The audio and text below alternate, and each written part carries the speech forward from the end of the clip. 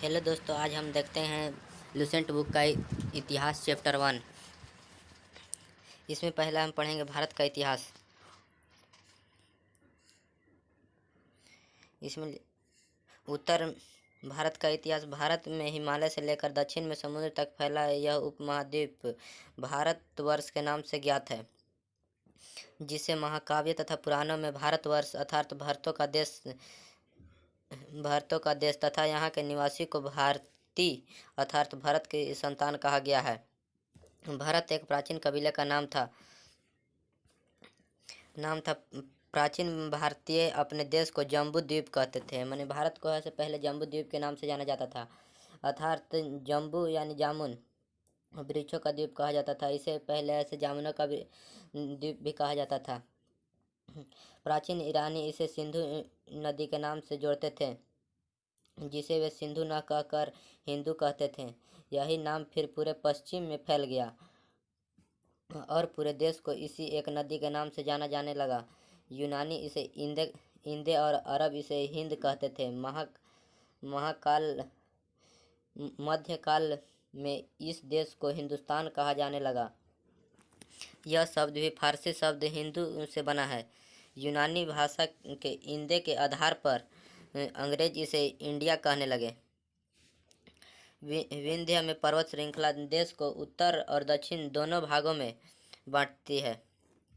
उत्तर में इंडो यूरोपीय परिवार की भाषाएं बोलने वालों की और दक्षिण में द्रविड़ परिवार की भाषाएं बोलने वालों का बहुमत है।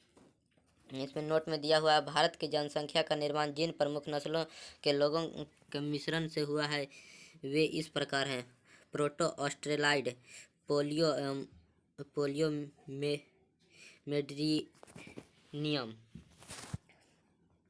काकेसाइड, निग्रोयड और मंगोलाइड।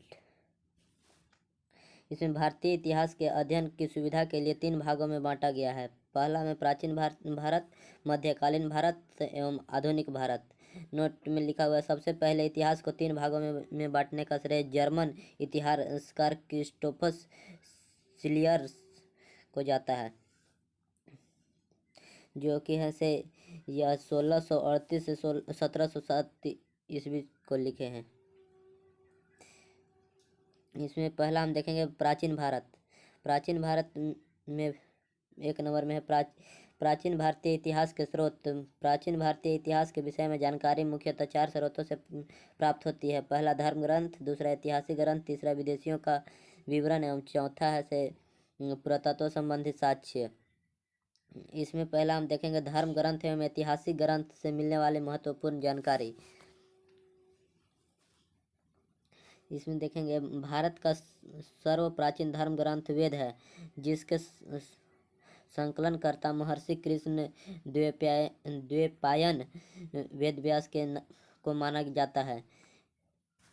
वेद वसुधैव कुटुंबकम का उपदेश देता है। भारतीय परंपरा वेदों को नित्य तथा अपौरुषेय मानती है। वेद 4 हैं। पहला ऋग्वेद, यजुर्वेद, सामवेद एवं अथर्ववेद। इन 4 वेदों को संहिता कहा जाता है। ऋग्वेद में देखेंगे ऋचाओं के क्रमबद्ध ज्ञान के संग्रह को ऋग्वेद कहा जाता है। इसमें 10 मंडल, 1028 स्तुक एवं 10,462 ऋचाएं हैं।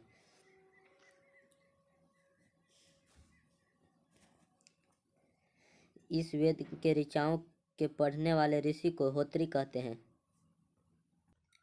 इस वेद से आर्य के राजनीतिक प्रणाली, इतिहास एवं ईश्वर की महिमा के बारे में जानकारी मिलती है।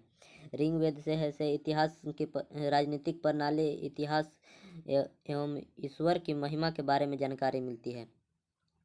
विश्वामित्र द्वारा रचित ऋग्वेद के 3 मंडल में सूर्य देवता सावित्री को समर्पित प्रसिद्ध गायत्री मंत्र है। इसके 9वें मंडल में देवता सोम का उल्लेख है। इसके 8वें मंडल में हस्तलिखित ऋचाओं को खील कहा जाता है।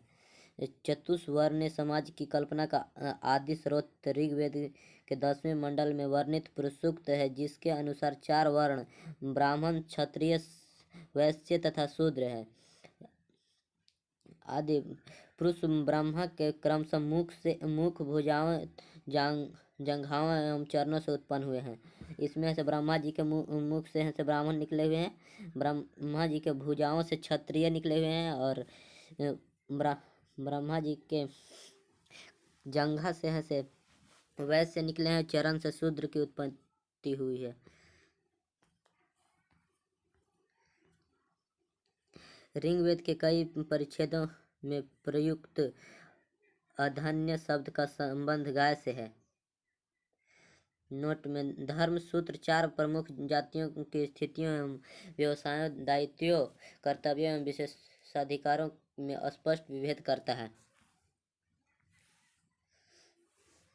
इसमें ईसा पूर्व और ईस्वी के बारे में समझाया गया है कि वर्तमान में प्रचलित ग्रेगोरियन कैलेंडर, ईसाई कैलेंडर, जूलियन कैलेंडर, ईसाई धर्म गुरु ईसा मसीह के जन्म वर्ष कल्पित पर आधारित है। ईसा मसीह के जन्म के पहले के समय को ईसा पूर्व यानी बीसी कहते हैं, before the birth of Jesus Christ कहा जाता है। ईसा पूर्व में वर्षों की गिनती उल्टी होती है, जैसे महात्मा बुद्ध का जन्म 563 ईसा पूर्व में मृत्यु 883 ईसा पूर्व में हुआ। यानी ईसा मसीह के जन्म के 563 वर्ष पूर्व महात्मा बुद्ध का जन्म हुआ एवं 483 वर्ष पूर्व मृत्यु हो गई। ईसा मसीह के जन्म की तिथि से आरंभ हुए सन ईसवी सन कहलाता है। इसके लिए संक्षेप में इसे ई लिखा जाता है। ई को लैटिन भाषा में एडी में भी लिखा जाता है।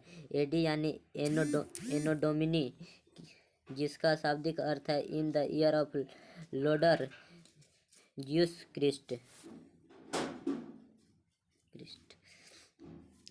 वामनावतार के 3 पगों के आख्यान का प्राचीनतम स्रोत ऋग्वेद है। ऋग्वेद में इंद्र के लिए 250 तथा अग्नि के लिए 200 ऋचाओं की रचना की गई है। नोट में लिखा हुआ है, प्राचीन इतिहास के साधन के रूप में वैदिक साहित्य में ऋग्वेद के बाद शतपथ ब्राह्मण का स्थान है। यजुर्वेद में देखेंगे सस्वर पाठ के लिए मंत्रों तथा बलियों के समय अनुपालन के लिए नियमों का संकलन आयुर्वेद कहलाता है। इसके पाठ्यकर्ता को अधर्यु कहते हैं। यजुर्वेद में यज्ञों के नियमों एवं विधि विधानों का संकलन मिलता है। यजुर्वेद में ऐसे जो पूजा पाठ यज्ञ वगैरह होता है उसमें विधि विधानों का चर्चा है यजुर्वेद में। इसमें बलिदान का भी वर्णन है। यह एक ऐसा वेद है जो गद एवं पद दोनों में है। अब आते हैं सामवेद पर। साम का शाब्दिक अर्थ है गान। इस वेद में मुख्यतः यज्ञों के अवसर पर गाए जाने वाले ऋचाओं यानी मंत्रों का संकलन है। इसके पाठ्यकर्ता को उदात्री कहते हैं। इसका संकलन ऋग्वेद पर आधारित है। इसमें 1810 स्तुक हैं जो प्रायः ऋग्वेद के लिए से लिए गए हैं। इसे भारतीय संगीत का जनक कहा जाता है। नोट में लिखा हुआ है, यजुर्वेद तथा सामवेद में किसी भी विशिष्ट ऐतिहासिक घटना का वर्णन नहीं मिलता है। अथर्ववेद अथर्वा ऋषि द्वारा रचित इस वेद में कुल 731 मंत्र तथा लगभग 6000 पद हैं। इसके कुछ मंत्र ऋग्वैदिक मंत्रों से भी प्राचीनतर हैं। अथर्ववेद कन्याओं के जन्म की निंदा करता है। ऐतिहासिक दृष्टि से अथर्ववेद का महत्व इस बात में है कि इसमें सामान्य मनुष्यों के विचारों तथा अंधविश्वासों का विवरण मिलता है। पृथ्वी सूक्त अथर्ववेद का प्रतिनिधि स्तूप माना जाता है।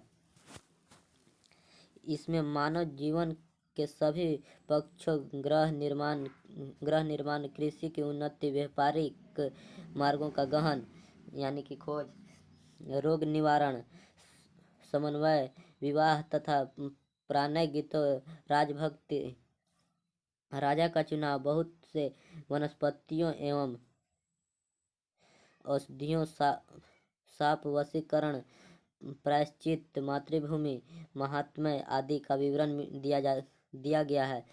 कुछ मंत्रों में जादू टोने का भी वर्णन है। अथर्ववेद में परीक्षित को कुरुओं का राजा कहा गया है तथा कुरु देश की समृद्धि का अच्छा चित्रण मिलता है। इसमें सभा एवं समिति को प्रजापति की 2 पुत्रियां कहा गया है।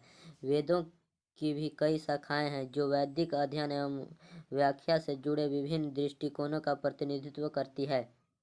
साकल शाखा ऋग्वेद से जुड़ी एकमात्र जीवित शाखा है। यजुर्वेद को शुक्ल यजुर्वेद और कृष्ण यजुर्वेद 2 शाखाओं में बांटा गया है। माध्य निंदन और कन्वय शुक्ल यजुर्वेद अथवा वाजस्नेय संहिता की शाखाएं हैं। कृष्ण यजुर्वेद से जुड़ी शाखाएं काठक एवं कनिष्ठल, मैत्रायणी एवं तैत्तिरीय है। कैथुम, रनायनी एवं जैमिनीय या तलवकार सामवेद की शाखाएं हैं। अथर्ववेद की शाखाएं सैनक एवं पोपलाद है। नोट: सबसे प्राचीन वेद ऋग्वेद एवं सबसे बाद वाला है से अथर्ववेद है। इसके आगे क्लास अब कल करेंगे नेक्स्ट वीडियो में। तब तक के लिए जय हिंद।